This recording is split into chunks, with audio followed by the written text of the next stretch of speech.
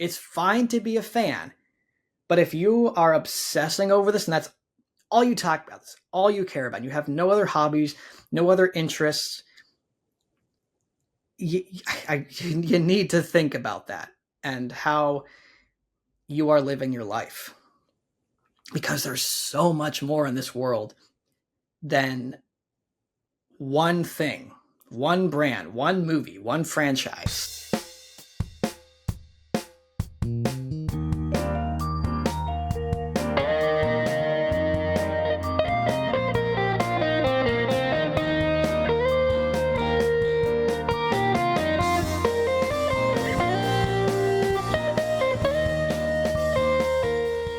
Hey everybody, welcome back to the Vince Salerno podcast. This is episode 87. I'm your host, Vince Salerno, and today we're going to be just talking about the news. There's a couple stories I wanted to talk about in the news. Some are interesting, some are unconfirmed and suspicious. Nevertheless, they are interesting and compelling to talk about. Hope you guys have been having a great weekend. If you haven't listened to my latest episode on Star Wars, the state of the franchise, and why Star Wars is not great under Disney, check that out right now. It's available on YouTube and Spotify and Apple Podcasts, wherever you listen to podcasts. As this whole episode, as this whole podcast is available on YouTube, Spotify, Apple Podcasts, wherever you listen to podcasts. If you guys like to subscribe, like this episode, share it, comment, subscribe to the channel, subscribe to the podcast platforms, I would greatly appreciate it. All right, well, let's check out this first rumor. This came out yesterday, October 11th. This is, well, if you're watching this is probably much later on, but this is an article from That Park Place who, there's a lot going around as to whether That Park Place is actually a valid source for information. I've not validated these things. I find them to be interesting, and I talk about them. I discuss them. And if they're true, we hopefully reap the rewards or the downfall, depending on what they're talking about. But this is a fascinating rumor, and it's particularly fascinating to me because, as most of you guys know, I'm a huge fan of Indiana Jones. One of my favorite movies, one of my favorite movie series. I was a vocal, I was very vocal about my dissatisfaction with Indiana Jones and the Dial of Destiny, the fifth and final Indiana Jones film. And I say that jokingly with air quotations because this article I'm about to read indicates that this franchise might not be done, that Indiana Jones and the Dial of Destiny might not have been the last Indiana Jones film. It was probably the last one with Harrison Ford, but let's check out this article and see if it's valid or not. I'm just going to read this straight from my phone. Okay, here's the headline. Rumor: Lucasfilm is developing a young Indiana Jones movie. It's an article from John F. Trent. A young Indiana Jones movie is allegedly in development at Walt Disney Company and Lucasfilm, according to Scooper WDWPro. In a recent video upload to his WDWPro YouTube channel, Scooper WDWPro, oh gosh, try saying that 10 times fast, shared that a young Indiana Jones movie is in development at Lucasfilm.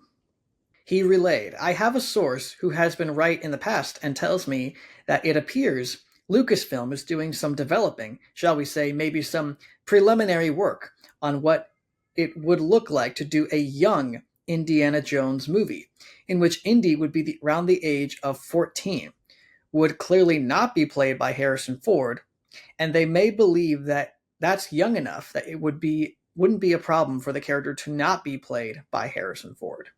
Pro then shared his own speculation. "I suspect what they're looking at is what if they adapt the Young Indiana Jones Chronicles, which was a television series, I believe, back in the 90s, or what if they set out on their own."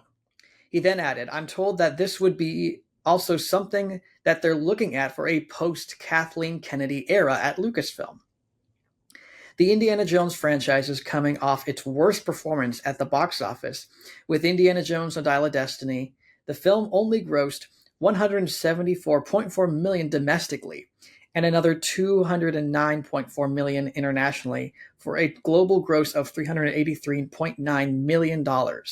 Woof. For comparison, Crystal Skull grossed $317.1 million domestically, and another $469.5 million internationally, for a global gross of $786.6 million back in 2008, without even factoring in inflation. Indiana Jones and the Last Crusade grossed $197.1 million domestically and $277 million internationally, for a global gross of $474.1 million in 1989. Again, those numbers do not even factor in inflation. Not only is Dial of Destiny the worst performing Indiana Jones film of all time at the box office, but it also lost Lucasfilm and the Walt Disney Company at least $100 million. However, that does not even tell the whole picture. As WDWPro noted in March, financial statements, which are released in the United Kingdom, do not include marketing costs. Pro speculated that marketing costs for the film likely cost at least $120 million, which means the film more than likely lost $234 million. And that's the article. So I did watch WDWPro's video. I have been a fan of his for these past couple months. He has some pretty exciting scoops and some pretty sad scoops as far as the state of Lucasfilm. And, these are all rumors, so we can only take them with a grain of salt. And if anyone takes them as fact, well, you shouldn't. But I think that a lot of them skew towards the truth than we are willing to admit, simply because we know that the state of Lucasfilm is not great, as we talked about last week with the Star Wars episode. And in particular with Indiana Jones, that franchise was, some might say it was already damaged. For those who don't like Kingdom of the Crystal Skull, which I've said before, I actually enjoy Kingdom of the Crystal Skull, especially compared to Dial of Destiny, a much better Indiana Jones movie. But this is interesting that I've heard a lot of talk from other scoopers saying that there is a preparation for a post-Kathleen Kennedy era. Now, we've been saying for years that Kathleen Kennedy is going to leave Lucasfilm soon, and it hasn't happened. So take that with a grain of salt. She may stay there till her grave, or she is probably on her way out. We've heard that she wants to go out on a high note, a critical and financial success.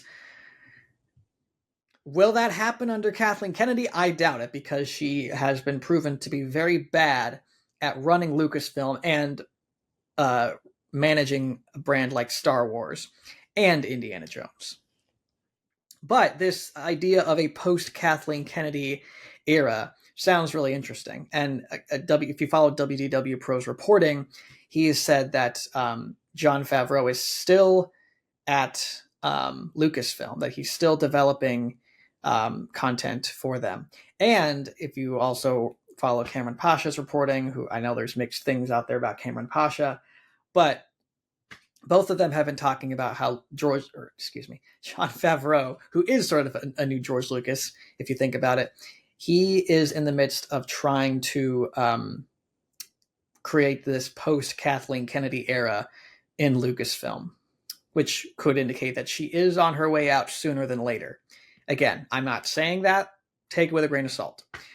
But if that's true, because we've seen the way things are changing at Disney, there are reports, confirmed reports, that massive layoffs have been happening at Pixar, at ABC News, or just ABC in general.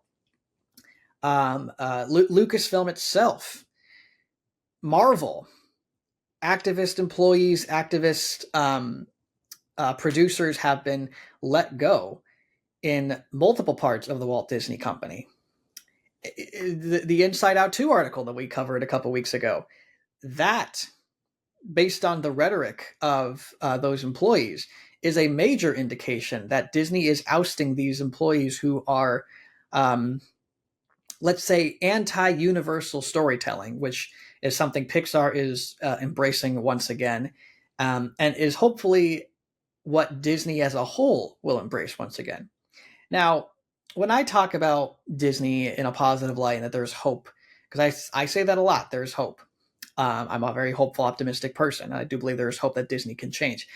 Look, there's always going to be bad people running big corporations like this. And yes, all they want, all they care about is money at the end of the day. And they will do whatever it takes to make the most money possible. So they don't care about this agenda stuff. They don't care about the woke stuff. I mean, some of them do, obviously, as we've seen, but those people are being let go, apparently. But I guarantee you, Bob Iger cares more about making money and turning a profit than he does about gender ideologies and wokeness and embracing the woke mind virus. I guarantee you he cares more about that than what these ousted employees want. And I think that's good. But again, just because these people are changing their ways doesn't necessarily mean they are the good guys per se. I think a lot of people take issue with that. Like, a lot of people are just ready to be done with Disney, and there's like a lot of demonic people. Hollywood's a demonic place, and of course Hollywood's a demonic place. But look, we have the power to change Hollywood. We've always had the power to change Hollywood, or at least make them serve the audience. Because what you carry in your wallet, that green stuff, that's all they want. That's all they care about. That's what keeps them afloat. And if they make good movies that people enjoy, that people want to see, then if you want to give them your money for doing that, then go for it. But if they don't give them your money. It's as simple as that. Their job, their only job, is to entertain us. And if they don't do that, then you have the power to say, no, I don't like your product, do better. And whether they like it or not, they have to respond in kind. And they can either do what they've been doing for the past 5 years, saying, screw you, you guys suck. If you don't enjoy our content, that's your problem. Or they can say, you know what, you're right, we can do better. Because there are good people in Hollywood that actually want to tell good stories, just as there are bad people in Hollywood who just want to make money. But you, the audience, have power over Hollywood. You have choices. The Hollywood and the entertainment industry as a whole, outside of Hollywood even, they respond to you. You have the power to tell them what you want and what you don't want. And the sooner people realize that, I think the sooner we can, people have been realizing that because people are not going to see these movies.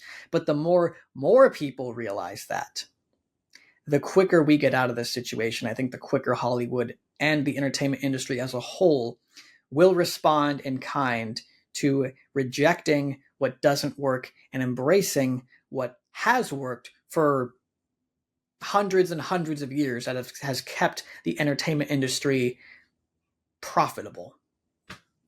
So keep that in mind. You have that power. Now, again, as far as an young Indiana Jones movie, let's just speculate for a second. I don't like the idea of a young Indiana Jones, especially since we've already gotten that series. It is more or less canon with the main Indiana Jones franchise. So if you're going to retcon that, the Indiana Jones Chronicles, Young Indiana Jones Chronicles, I know some passionate Indiana Jones fans who may not like that.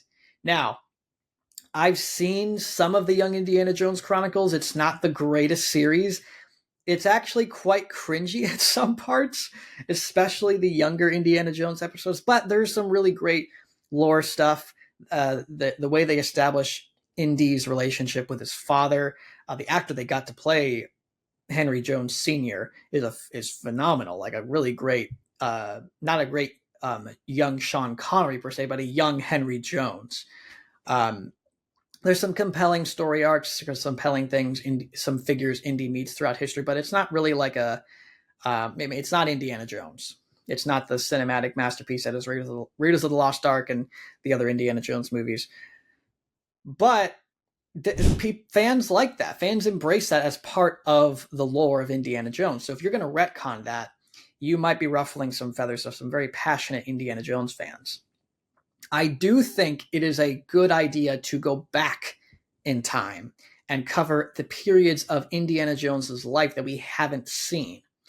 I'm not necessarily saying that we go back to the Young Indiana Jones Chronicles period and retcon that, but I've always said you cast a young actor to play Indiana Jones in, I don't really know when the Young Indiana Jones Chronicles ends, but I'm just going to spitball here. Let's just say the 1920s.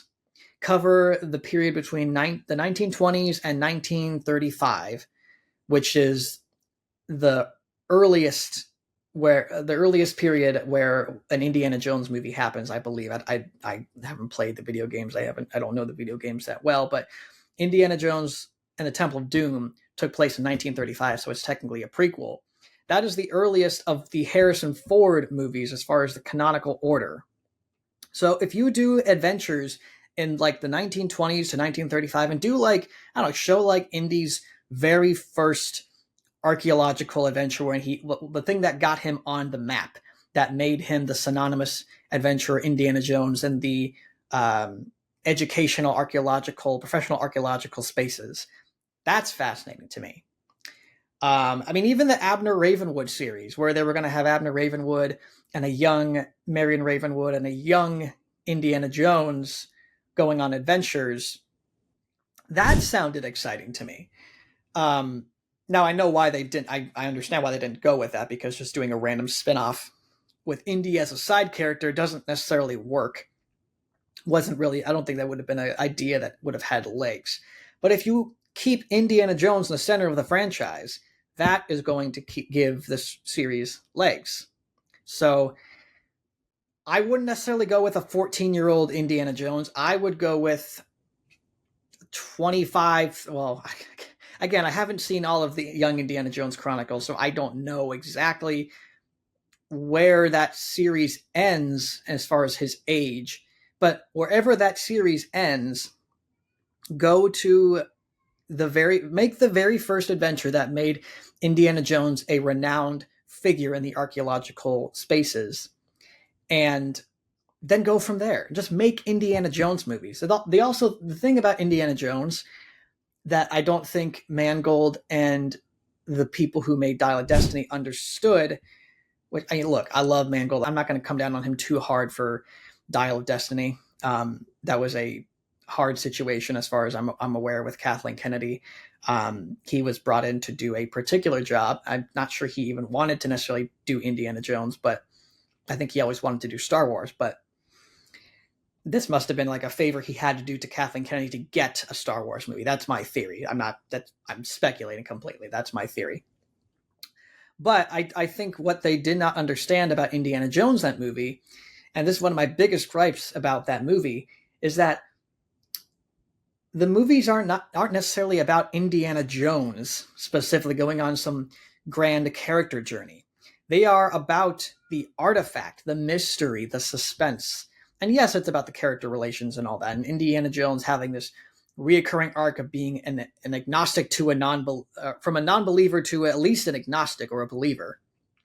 That is this, because it's a serial. It's a serialized. It's a homage to the 1930s action serials, where Indiana Jones is not necessarily this like compelling character per se. He's the exciting action man that we watch these adventures unfold from.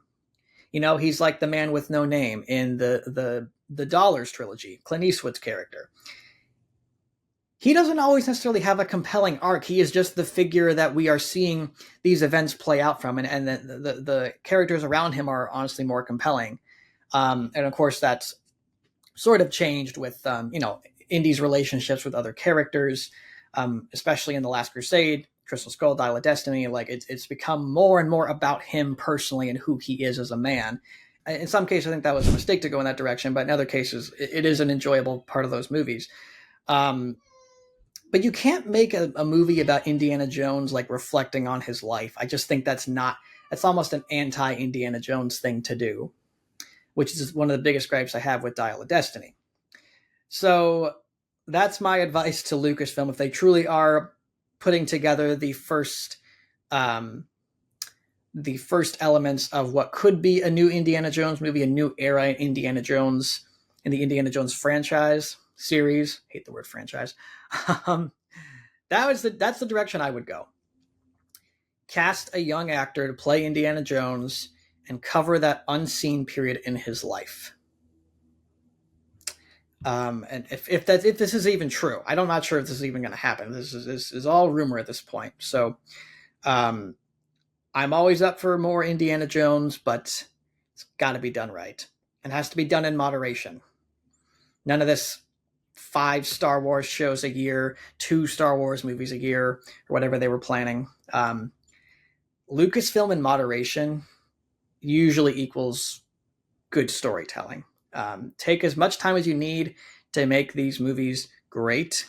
Do not go overboard trying to get these things cranked out fast.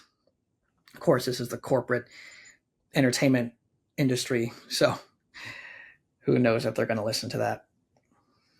Okay, so what else do we want to talk about today? There's an interesting, this is reported from, I'm reading this from a tweet from Discussing Film, but this is a article from Puck News. Christopher Nolan never considered Warner Brothers for his next film, and we're not even allowed to read the script. Warner Brothers tried enticing Nolan back, including giving him a 7-figure royalty check for Tenet. That's funny. I did hear, I don't know if this is actually confirmed or not, but I did hear reports that Christopher Nolan is developing his next movie with Matt Damon set to star, which, oh yes, I'm excited for that because I love Matt Damon. He's one of my favorite actors. And obviously Christopher Nolan, one of the greatest filmmakers of our generation. Anything he does, obviously, you have to be excited for because he is that good. I do find it interesting that he is like the Warner Brothers is slowly becoming this sinking ship that people are just avoiding like the plague. In many ways, like Disney. I mean, there are very few actors who are going to want to work with Disney these days, but that might be changing. And with Warner Brothers, it's a very different situation. So who knows? A lot of mixed opinions about David Zaslav. I think they're banking a lot on James Gunn's DC Studios, and if that is actually going to pay off, who knows? But I'm very excited for Superman. I think it's going to be a good movie, and hopefully it will be a payoff. But I think that is like the big thing that they are banking on to get them out of this financial rut that they're in. But I think good on him for staying with Universal. I believe he's with Universal right now. I think he has earned his place in Hollywood to, make certain demands and be allowed to operate the way he wants to operate because he is just that good of a filmmaker. I'm actually surprised that I guess I'm not too surprised he's already working on his next film. Oppenheimer came out, last year? Yeah, last year. It's almost been it has been a full year, excuse me. It stands to reason that he's been working on another script within that time since Oppenheimer came out and now. So I'm excited for that, especially with Matt Damon being the lead of the next movie. That gets me very excited. So giddy up. Okay, one more thing I want to talk about briefly before we get out of here, because this is going to be a very short episode. I was talking to some people on Instagram the other day, and someone posted this anonymous rumor, which has not been confirmed, it's not been stated either way, that Toy Story 6 is already apparently being considered at Disney and Pixar, which I've not heard a darn thing about Toy Story 6 or anything going past Toy Story 5. Toy Story 5 has always been the thing that's been on the thing that's next for that franchise. And I wanted to talk about this because it just brought up some very interesting thoughts. A lot of people, and these are like, I don't want to disparage anybody, but I have to describe them in this particular way. Sorry, I had to sip my coffee. These are like fans whose identity is wrapped up in one brand or franchise or movie. Like all they talk about, all they post about, all they think about, I shouldn't say think about, but it stands to reason, is Toy Story. That is like what they brand themselves off of on YouTube or on Instagram or everything. Like that is their brand. And there's nothing beyond that. And they just think, I want more of this. I want more of this. More Toy Story. 4, 5, 6, 7, 8. I don't care how they make it. I just want more Toy Story. I know because I used to think like that. I used to be that fan that was just obsessed with the brand of the day. Like be it Ghostbusters, Star Wars, Marvel, Toy Story, Pixar, Disney in general. Like in a lot of ways, I used to be a major Disney adult. Now I'm still a fan of those things. I'm a passionate fan of those things. I love those things. I operate in the blockbuster space because I want to make blockbusters one day. That's my goal, my dream. So I have Spider-Man figures on my shelf or a Ghostbusters book on my shelf. But I think over time, over the last several years, I've just come to realize that like there's more to life than that, you know. I've tried to embrace other hobbies outside of obsessing over one brand or one movie, in particular this podcast, and trying to broaden the topics that we talk about. Because I know we talk a lot about Disney from a business perspective and from an entertainment perspective, but you know, I want to broaden this podcast to more than just talking about Disney and fanboying, because there's more important things going on with our culture, with the entertainment industry, with how politics intersect with all these things. And just other movies. There are other phenomenal, wonderful, beautifully made movies out there that are not made by Disney or by corporations or that are made to generate box office numbers. I just watched Pride and Prejudice with the Joe Wright movie with Keira Knightley and Rosamund Pike. Beautiful movie. Beautiful movie. One of the most gorgeously shot movies I've seen in a long time. That movie was made in 2005. And I mean, I've been on this trek for a while now, but it just reminded me of like, I don't know if I would have actually taken the time to sit down and watch this. I watched it with my wife, by the way. I don't know if I would have taken the time to sit down and watch this movie if I didn't have this mindset of like, there is more to life than Disney. There's more to life than these high grossing brands that are just made, that have been, have been abused to just sell toys, sell other movies, sell merchandise, and just cause people to stay obsessed with these things. And again, it's fine to be a fan. It's fine to like these brands and to love these movies and to be invested in these franchises. But I think if it's all, depending on the degree of how you're talking about it, I think if that's all you're talking about, it's all you care about, and you have no other interests outside of that, I hate to be mean, but like these things need to be said to a certain degree. It almost can be considered like a some level of like immaturity as an adult, that you can't move past those things, that you can't embrace other things. Like, do you work out? Oop, sorry, my headphones. Do you work out? Do you have interests outside of those brands? Are you making art content? You know, if you like stories and storytelling, are you operating in that world outside of the stories that inspire you? Are you trying to make your own stories? Are you trying to do a podcast? Are you trying to do you have a job that is not outside of that also gives you fulfillment and meaning? Are you in a band? Or, you know, there's all these different hobbies and interests that can be fulfilling in more ways than just the hobby of being obsessed with a brand, with a franchise, with something like Toy Story. And I think more people need to embrace that, because I see a lot of that. And again, I used to be like that. So I'm not trying to say I'm holier than thou. I used to do that. I'm very guilty of that. If you look back at some of my very old YouTube videos, you can see that in me. I was about as big of a Disney adult as anybody. Maybe not as much as the people who have like shelves upon shelves of action figures and toys and all that. But I think that again, looking from the outside in, these are things that people need to be able to get over.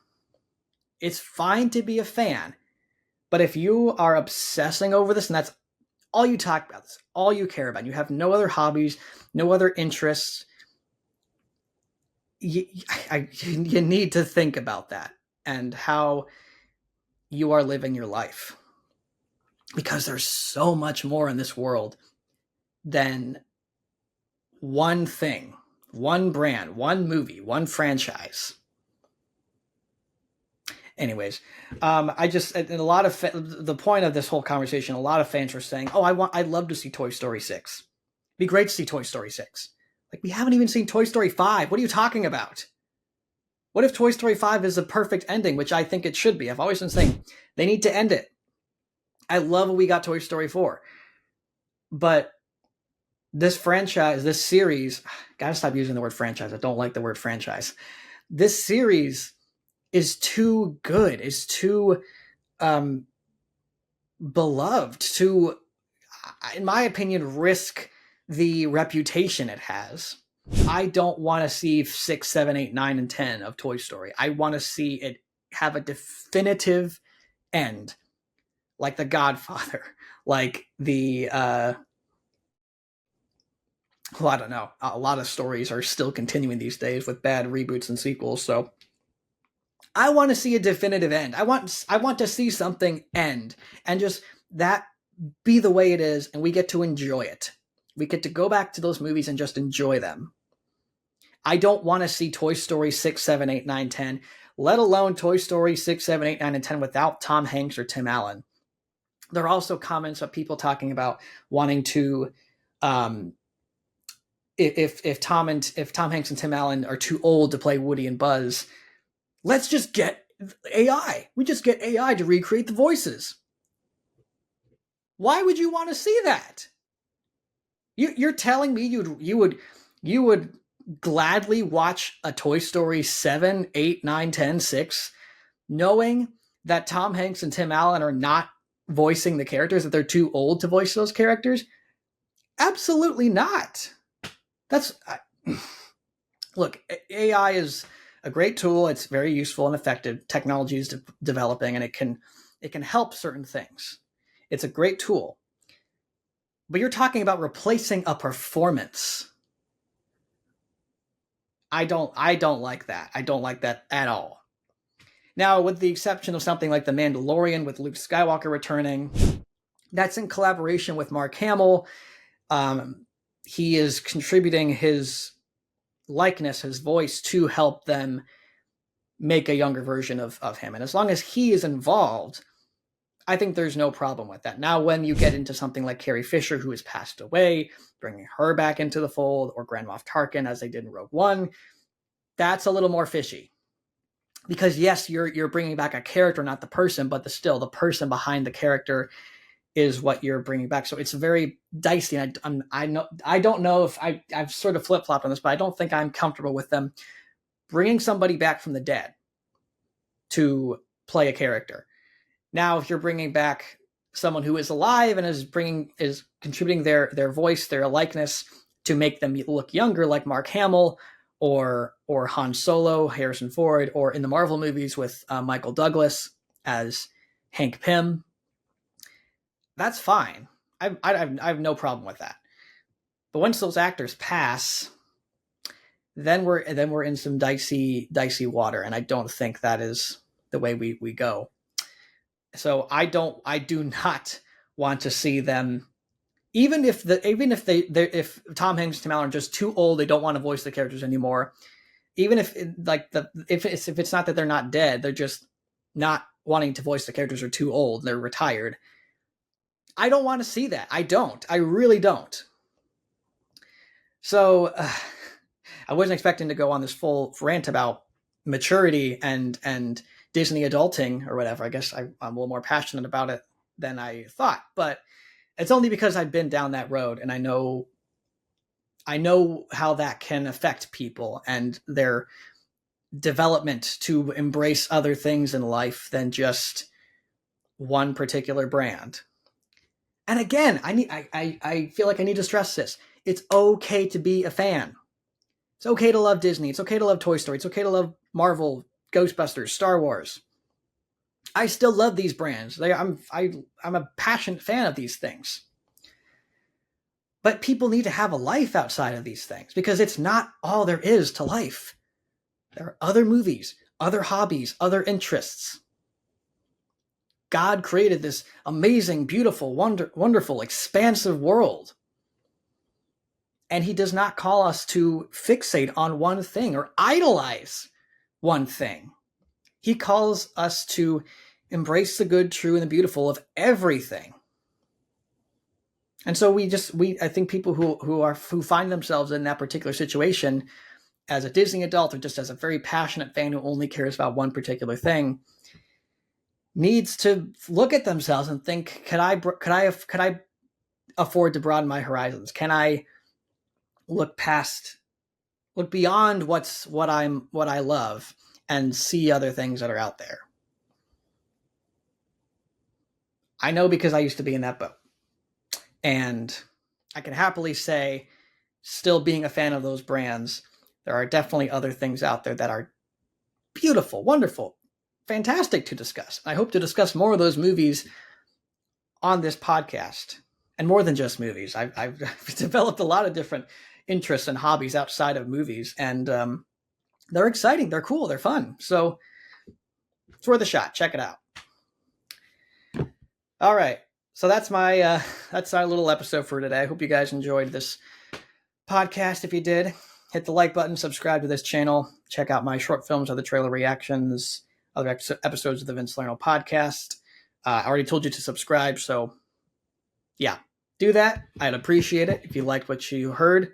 Comment below. Let's get a discussion going. What do you think about Disney adults? What do you think about the Indiana Jones franchise coming back? What do you think about Christopher Nolan not going back to Warner Brothers? All these things. Let's have a discussion in the comments, and I want to hear you guys' thoughts. Again, thank you all for listening. Have a fantastic day. God bless, and peace out.